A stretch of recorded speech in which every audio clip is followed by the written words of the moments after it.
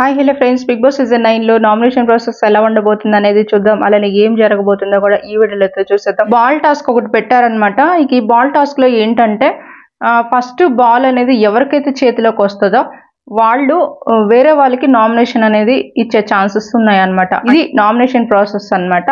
మొత్తం మీద చూస్తే ఈ వారం నామినేషన్ ప్రాసెస్ లో అయితే ఇక ఫస్ట్ గా చూస్తే బాల్ అయితే తీసుకుంటే ఇక్కడ నిఖిల్ అయితే బాల్ అయితే తీసుకుంటారనమాట. ఇక్కడ వచ్చేసి తనుజాకి ఇస్తాడనమాట. తనుజాకి ఇస్తే తనుజ వచ్చేసి నామినేషన్ అనేది సుమన్ శెట్టిని నామినేషన్ అయితే చేస్తుంది అనమాట.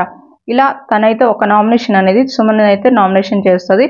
ఇక నెక్స్ట్ చూస్తే మాత్రం మళ్ళీ రాము అయితే ఒక బాల్ అయితే తీసుకుంటాడనమాట. ఆ బాల్ తీసుకొచ్చేసి రమ్యకైతే ఇస్తారనమాట. రమ్యకి ఇస్తే రమ్య ఇక్కడ వచ్చేసి డిమాండ్ పవర్ని అయితే నామినేషన్ అయితే తీస్తుంది అనమాట.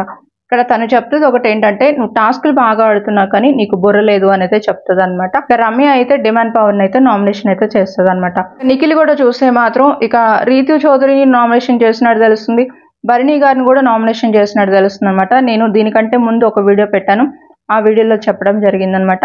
మన వీడియోకి గట్టిగా లైక్ చేయండి. ఏమేమి జరుగుతున్నాయి ఏంటి 100కి 100% ఇంకా ఎవరెవరు వచ్చారు, ఏమేమి జరిగాయి, ఏం ట్విస్ట్లు ఉన్నాయి అనేది నేను మళ్ళీ చెప్తాను. Channel follow అవుతుండండి.